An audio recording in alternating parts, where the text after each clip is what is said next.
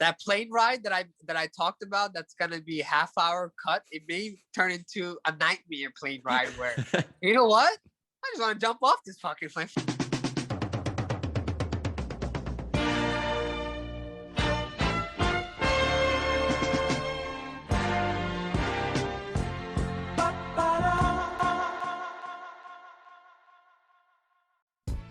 What is going on, everybody?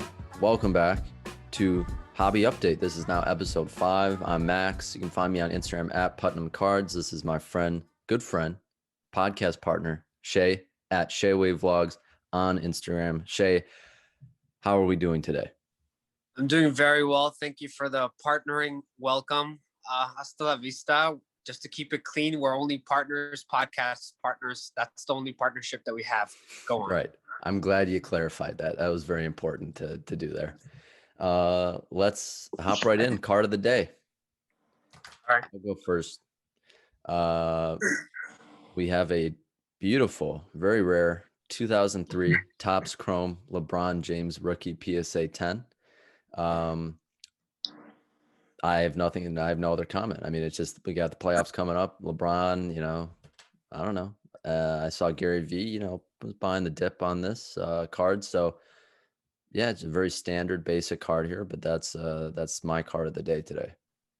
Excellent choice. And just to add, do you have one of those MBIA special sticker, the gold, Well, I believe? You butchered that. It's just NBA, but you can add in an eye for fun if you want. But yeah, I've got an NBA silver diamond sticker. I think that's what it's called. And I'm very proud to have that on my card. That's actually a very big deal. Congratulations. It is. What are you talking about? Thank you very much.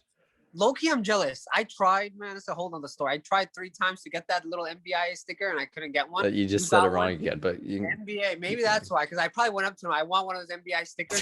What do I need? I swear, that's the first thing I probably went up to him. I was like, "These are the cards I have. It might qualify." And he probably looked at me and whatever. That's another story. But anyways, congrats. Great choice. Classic card, iconic card. My card of the day is a card of my collection. 2011 Fleer Retro LeBron James Precious Metal Gems Red PMG serialed 57 out of 150 PSA 9. I've had this card in my collection for a while. This is a PMG LeBron. This is the closest thing. All the headlines you see on Golden, Heritage, Kobe PMG, oh my God, it's for sale, green and red and all that stuff. For LeBron, obviously, he wasn't around when PMGs came out.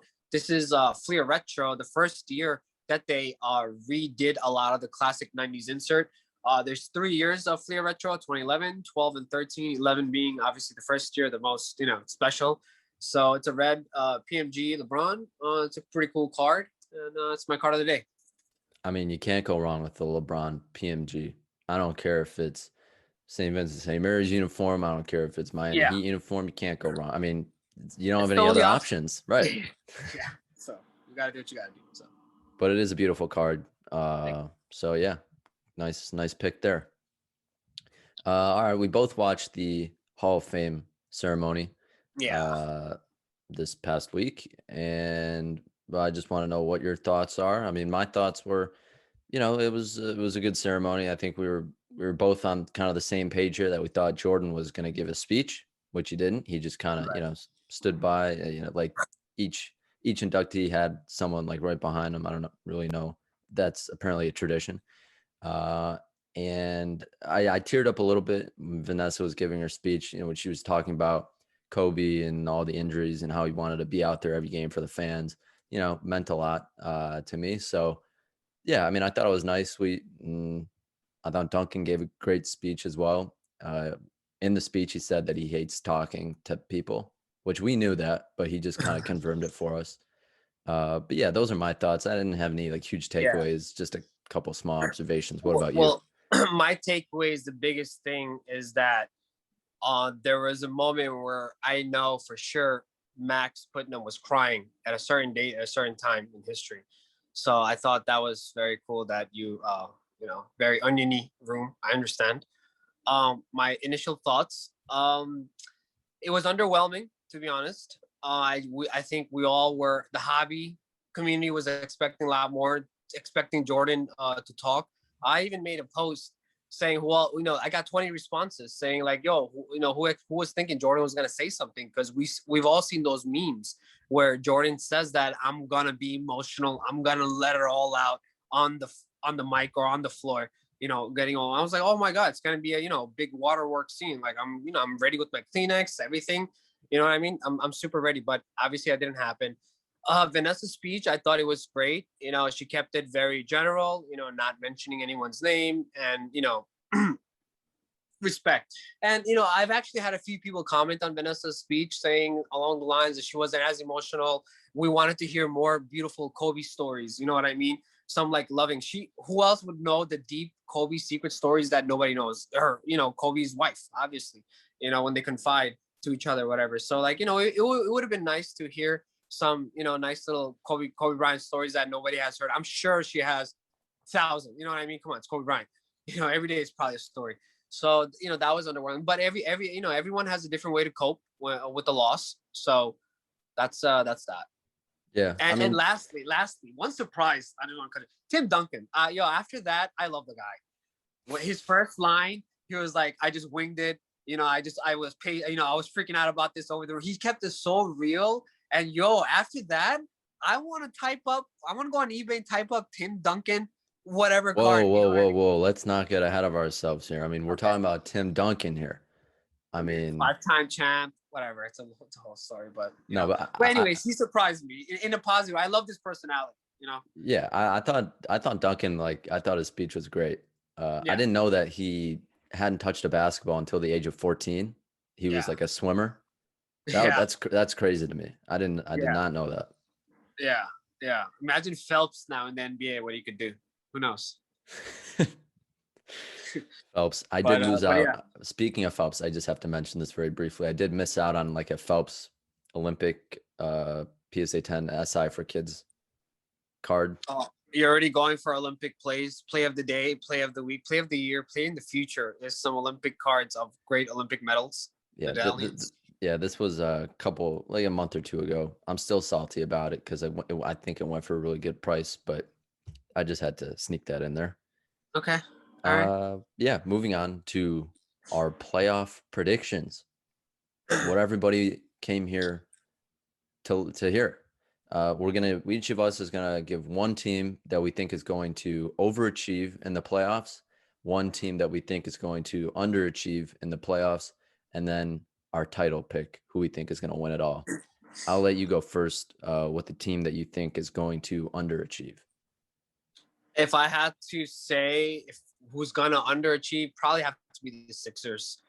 For some reason, we know that, there's a potential MVP candidate on the team, top seed, all that good stuff. But for some reason, it feels like that chemistry, that it factor is just not there for some reason. I honestly see more sparks in other teams like the Knicks for some reason. By the way, I hate jumping on, but that's probably the Knicks are my choice for my surprise or, that may overachieve. But yeah, I just see more chemistry and spark, like that hunger. NBA is like, there's skill involved, but that's team spirit and that heart. You can't put a price on heart. There's no value on that team heart. You know what I mean?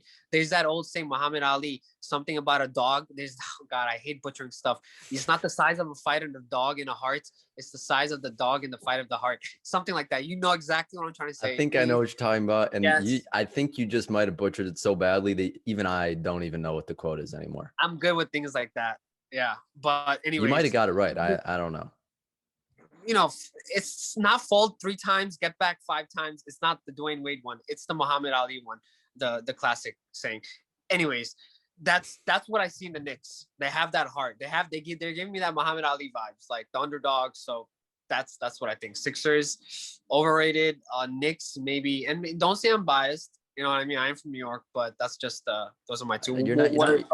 You're not biased because the team that I wrote down to overachieve was also the Knicks. They got a first-round matchup with Trae Young and the Hawks. I think they can win that matchup. Yeah. And I think that they can cause some trouble possibly in the next round for sure. So, I mean, they also have Derrick Rose. I know he's not the same Derrick Rose, but he's playing very well right now. Right. His. So, and then the team that I thought was going to underachieve, I also thought the 76ers are going to, I think the 76ers are going to underachieve, but you said them, so I'll pick a different team. The Phoenix Suns. I know they had a great year. I know they have Chris Paul. I know they have Devin Booker, but it's kind of their first go here with this roster in the playoffs, and they're a 2 seed. They possibly could be playing the Lakers. I don't know how the playing term is going to shake out, but that's a possibility. I don't see them winning a matchup like that. There's just more experienced teams that I think might eat them for lunch. So you think experience is going to play a big factor, basically? I think in these playoffs, experience always plays a big factor, but health is also going to be a big deal in these playoffs. It's very hard especially this season, for these teams to stay healthy. So, if anyone is really able to stay healthy the whole way through the playoffs. I mean, that's scary. Who would have thought LeBron would be doing some playing tournament, something that was made up? And the funniest part is everybody, obviously people know that I collect LeBron. In the beginning, last year in the bubble, playing tournaments, great job. 9 and 10 teams. Oh, that's for LeBron, but 9 and 10 teams, give them a shot. Everybody deserves a shot. I love it. Competition. Now I'm in the playing tournament. Yo, that shit sucks, bro. That shit just sucks. Like, come on, like, let's get real. Right. Yeah, I'm with you. I mean, I guess if you're a LeBron guy, I mean, I own a lot of LeBron, but if you're a hardcore LeBron guy, you were all for the playing tournament a couple months ago, and now not so much because your man is in the playing tournament. Due to injury, not because the Lakers are a bad team. I mean, it's just injuries. So I know, that it's just a sucker. He even said it. I don't know. LeBron threw shade at the guy. He was like, I'm playing some of the best basketball I've ever played in my life. Year 17 or whatever it is, and then some grown ass man had to come in and rip my ankles off.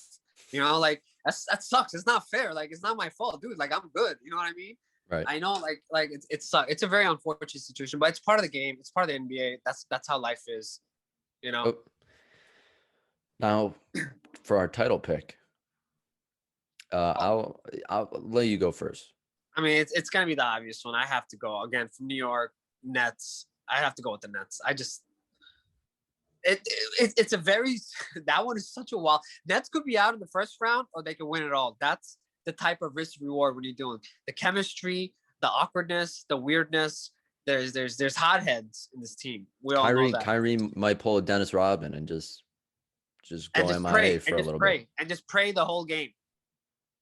We're gonna see a lot of Muslims are gonna be like, what? We're gonna see some sage burning, probably. Yeah. So the first time I saw Kyrie with the sage, I was like, this was about 3 months ago. I was like, yo, Nets are winning it. That was my first instinct. If you have a sage involved, you're winning it. And I'm gonna stick to my guns. I gotta go with the Nets. The sage is involved. We just brought it up. Thank you.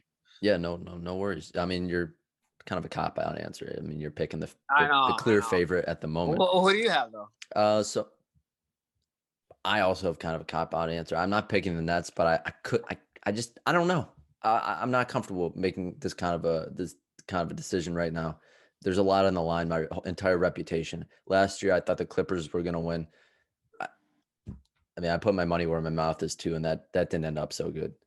But this year, we're running it back because I think the Clippers or the Lakers are going to win. No, you gotta choose one. You gotta choose one. Just go with the Clippers. Go double down. I'm just gonna go contrarian. I'm just gonna pick the Clippers. Year 2 of the PG and Kawhi experiment. They have playoff Rondo now, playoff Rondo is an all-star.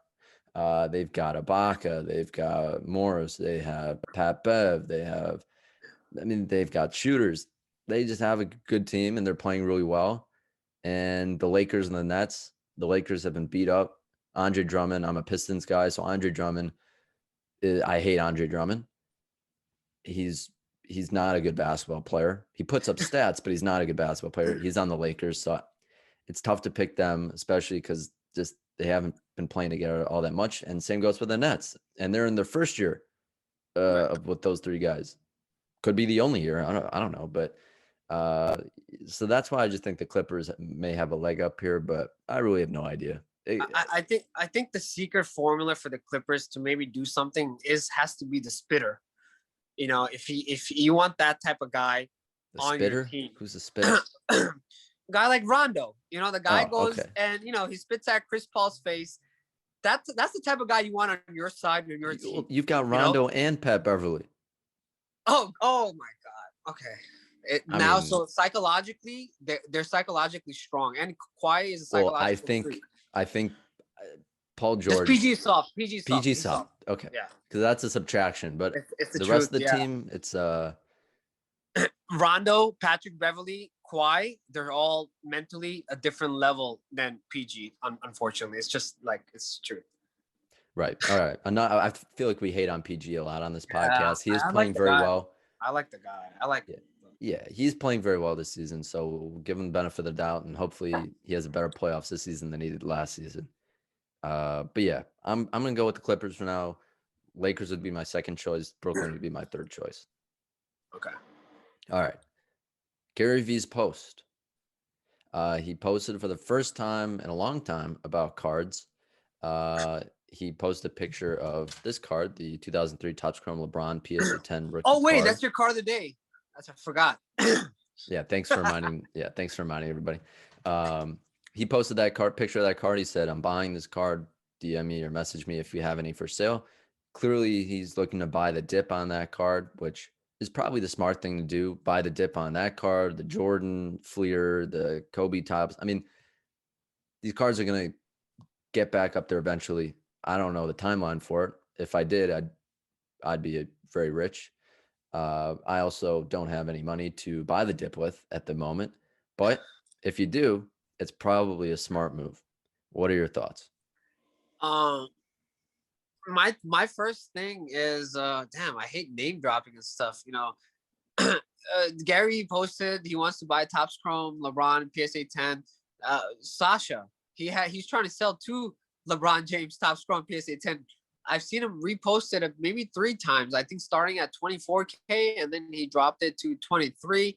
So that's an interesting take on the card market. On a hard card like that, Gary V is saying he wants to buy it. I was about to just comment on that post, like, yo, just tag Gary V, like, yo, this is literally the guy with like $1 trillion who wants to buy a card that literally you have, and you're in the circle. Like, I'm sure you can do something. So I don't know, maybe something there that should happen. But I've seen it 3-4 times reposted. I don't know, maybe the market's changing a little. Maybe people are slowly getting tired of like the common card in PSA 10, the iconic cards. Maybe people are going more towards the more rare, just general cards like grades or secondary, because the card's so rare and special and unique and has like deep hobby history. Those cards, guess what? Today, they're still breaking records, like the Topps Chrome PSA 10, we care about so much because it kind of shows fundamental health of the hobby, like a barometer, to see what the LeBron market is doing. Because if your card that you just posted, the Gary V's card, the LeBron Chrome, Topps Chrome PSA 10, if that's at all-time highs, chances are every other LeBron card is doing pretty well. The market is strong, just generally speaking, not fully. So I mean, that's just that. Those are my thoughts. I mean, I don't know. What do you think about Gary V? Talking about cards, specific cards, maybe in general. I mean, at this point, it's pretty clear to me that, with all due respect to Gary Vee, very smart guy, clearly, but clearly hasn't done his like deep dive into cards. He knows the surface level cards. He knows, the basics, the Jordan Fleer, LeBron Chrome, Kobe Chrome, tops. He knows those cards. Mainstream. Right. The mainstream cards, high pop, iconic, that everyone has seen a gajillion times. So that's just kind of what his niche. Did I say that? Niche. Never get it right. Niche. That's kind of his niche, right? Those are the cards that he buys, he stocks up on, that he's confident will do well long term. He could be totally right about that, and that's why he's buying this dip. I just don't think he has like the time clearly to really look into like Fleer retro PMG LeBron. You know what I mean? So he kind of just takes a shortcut of getting the Chrome and just calling it a day. I mean, that's a very well way to put it. I see what you're saying. A guy like that, he has a million things going. So let me just do what I know is what will work, and you can't go wrong because even if no matter what you say, those cards are still iconic. Like even love them or hate them, like those are the cards for those players. Like we get it. Like love them or hate them, that's just how the hobby treats it. Right. And when you buy those cards, you're pretty much just betting on the card market in general. You're betting on the player and the card market, maybe. The player, well, when you're dealing with Jordan and LeBron, like. Oh yeah. Then it's like we're past that. We already know. We're betting on the market. Yeah. You're betting on the card market. You're betting on the card market. So he clearly believes that the card market has a long ways to go. Is a play. Yeah. Another thing, just with this dip right now, because everyone's having trouble moving cards. Everyone wants to buy cards, but they can't move enough cards to buy the cards they want to buy because not many people. There's not a lot of activity happening right now. At least that's the sense that I'm getting. Everyone's freaking out about this dip, right? Yeah. Like everyone's in panic. The card market's going to shit. This LeBron has been pretty steady. Like the LeBron Topps Chrome PSA 10 has been pretty steady at like what, 22,000? 20-ish range. 20-ish. Okay. For the last like month or so. What was that card worth a year ago? Oh, forget it, man. Oh my God. Don't even get me started with that card. Obviously, look, that card was $1,000 and change for years, all day long, available on eBay. And now this is what we're dealing with. So if we're saying that the card is bottomed out, maybe around 20K, the market is still very healthy. We're still doing very well here. So like I wish we knew how many people owned it at that 1K, 2K, 3K level compared to the hype that everybody I want to see the volume of how many people actually bought that card with real money or at least traded in trade value, whatever, at around that 20K range. Like if we know it's thousands and thousands of cards that change hand multiple times around that range, I think we can actually build a realistic floor. Like maybe that this 20K plus or minus 5K, whatever, that's like a base range, which is phenomenal compared to a year ago when that base range was only 1 to 3K. Like, did you realize what we're dealing with? And people still cry and complain all day long. Not enough money. I mean, I'm crying because the LeBron, I could have sold it for 35,000. I chose not to. Let's keep it real. We just talked about this. Were you one of the people that were eyeing that LeBron and bought it when he was that 1K, 2K range about, only a couple of years ago, or you're in the new range of that higher echelon of price tag? You know what I mean? Yeah. So, I'll be super transparent. I bought this card for 15 grand last summer. Okay. Fair. Thank you. Appreciate the transparency. Yeah. So you're definitely in the upper echelon. Right. I like that word, echelon. I bought this card for 15,000, LeBron Chrome PSA 10, and it's definitely worth more than that. No, it's worth more than that now. I've made money on it, and you're crying. It's not 5x, and I'm crying because the market has brainwashed me. I expect this card to double in 2 weeks, and it's not doing that. It hasn't moved. Our card's dead. I know. If you don't double your card in a week, then it's like, why am I even in this game? It's not a game, guys. Let me just go buy some like Apple stock. Let me make my couple percentage points on that instead of this LeBron, which is doing nothing for me right now. It's just sitting and taking up space. As opposed to Apple stock? Yeah, I don't know. Maybe that was a bad comparison. This pod is gonna have some interesting editing. If there's no editing, then it could be more that plane ride that I talked about. That's gonna be half-hour cut. It may turn into a nightmare plane ride where you know what? I just want to jump off this fucking plane. Fuck these guys. Oh, hey, okay. Moving on to the next topic. On the topic of plane rides, you're taking a plane ride to Dallas. Yes, sir. What are you doing in Dallas? All right, so here we go. Let's talk about Dallas right now. So this is my third rodeo in Dallas. The fact that I'm traveling the third time that deep to that, I'm still surprised. This show feels more Hollywood, more red carpet, more cameras, more lights, I have more can I action. just interject? Are you just shoving it in my face because I'm not going to be there? You're Yeah, like telling me there's partly. going to be a red carpet there.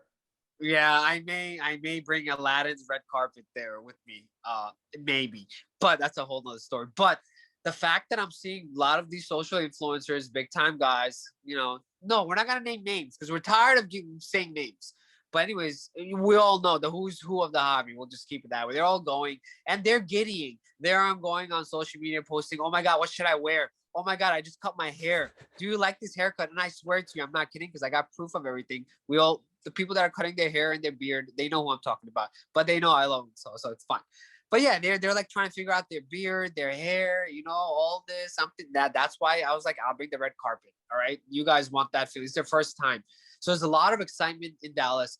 Do I think any crazy big deals happening?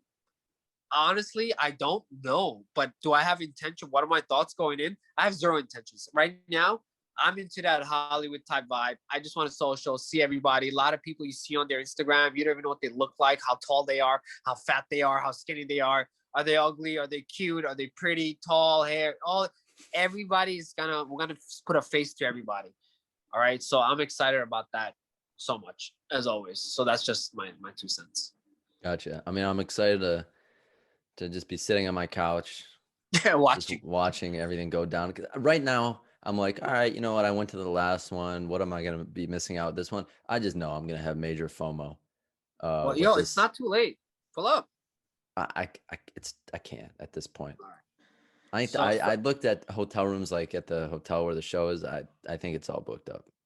Yeah, everything's booked in like the main hotel for a while. But I just want to announce so I'm thinking we're definitely gonna be doing a hobby update from Dallas live. We will definitely be Live? We're having. going like an IG Okay. live? No. You know what? Maybe let's swing it. Maybe even IG live, and we may have some surprise guests from there. You know what I mean? So it should be very interesting. Stay tuned for that. I think Right. it's gonna be awesome. We're teasing these surprise guests Me and because Putnam we will be definitely know who these guests are already. yeah, me and Putnam will be going on live. We'll be doing a dual live, something fun, interactive from the Dallas show with some fun, amazing guests that I think you guys will all know and like, and I think it'll be good. Yep. And then on topic of card shows, we have the National, which seemingly was confirmed, which is very exciting because the National this summer is going to be off the charts, ridiculous, just mind blowing. Yeah. That's the All-Star game. This is the season opener that I'm going to with these new cats coming into the card show world. But mind you, the guys that are talking about haircuts and beards and looking cute, they got the biggest collection in the world. Where, dude, you could come in with a trash bag on. Do you realize who you are? Just open your stupid briefcase. You're gonna be like, oh shit, okay. Like, no, we don't care about your beard and your mustache and your hair. Like, you are who you are. So, anyways, yeah, Nashville is gonna be a movie. It's gonna be the All-Star game. It's obviously I'm beyond excited. I'm 100% gonna be there, and it's this national. Look, you know what's scary? Like, last thing I'll leave at, the National could be the peak of the hobby, the climax. Whoa, We whoa, have whoa, whoa, everybody whoa. there, same time, atomic bomb, kaboom, bazooka, done. All good things That, come to an end. Nothing good lasts forever, man. I'm telling you, it's the truth. I'm speechless because you're scaring the shit out of me with that. I'm not You scaring, can't but just you can't come on here and say that. I know, but you have to stay real too. Like, in some side, trust me, I want the hobby to grow up. Like, it's not gonna die, but you know what I mean. Like, Okay, I'll take the counter opinion. I'll just say I that the hope it doesn't happen. National. Don't get me I'll say the National is going to reinvigorate, rejuvenate people, and get I like people that. more excited about cards in the market, in the community, and the people. I think that's what's going to happen. So that's why this is a dual podcast. You see things half glass full. I see things half glass empty. So I think that's what makes it work to balance it out. Maybe that's what we should rename the podcast. Half glass full. And half glass empty. Oh God, it's too long. Okay. Moving on. Shout out of the day. Yeah. I'll You go go first. I'll give my shout out to Brett at the Card Addiction on Instagram. Brett's a great guy. He's helped me out a bunch. He has a really nice collection, mainly Kobe, Jordan, Mahomes and Jackie Robinson. I think those are like the 4 main guys he has. You can't go wrong with those guys. Make sure to check out Brett at The Card Addiction on Instagram. Nice choice, Brett. I thought you were gonna say Brett stacking slabs. I'm like, all right. The marketing guru stacking slabs. I don't think he needs a shout out of the day. Yeah, no, he's another goat. But yeah, so great choice. My one is someone different that I just kind of seen recently because the dude has a rare card that I haven't seen that I'm the only one that has, I thought. But obviously he's he's in Asia. He's one of those Asian super collectors. Shout out to KM.Jordan23. I think he's definitely in Asia because his Instagram isn't like the Asian Chinese market, or it could be Taiwan, whatever. But the guy has 2 red PMGs. He has every single card you could think of. It's like, it's imagine he owns Golden Auction, that 5,000 lot on Golden, all those cards. He basically has like the top 500, like that caliber cards, like it on his everyday page. So like he has an amazing collection. It's cool. He keeps it transparent. Like, you know, you can see serial numbers. If you're really dorky and stuff, you can do it's a great place to even research like old cards because you can trace back and see like serial numbers of like really rare cards that have issues of like counterfeits and all that. So it's a great account. Check it out. Sweet. I did check out that account. It was just absurd. Yeah. Absurd. So yeah, that is going to wrap up today's podcast. Make sure you're subscribed to the YouTube channel. Very important. Really appreciate everyone who has subscribed, but make sure to subscribe if you have not. Leave a rating on Apple Podcasts. We really do appreciate all the messages we get, all the support. And yeah, you got any last words for us here? Yo, thank you again for all the support, the likes, subscribes, the tags, everything. We appreciate you, and we'll be having a lot. Trust me, it's gonna get better, guys. Just bear with us. This is episode 5. Trust me, we're not here to disappoint. We are not here to disappoint. We value your time. Thank you. Okay. On that note, thank you, everybody. I'll catch you this weekend, Dallas show. And obviously regular scheduled episode on Thursday next week. But for now, take care. See ya. Have a good night.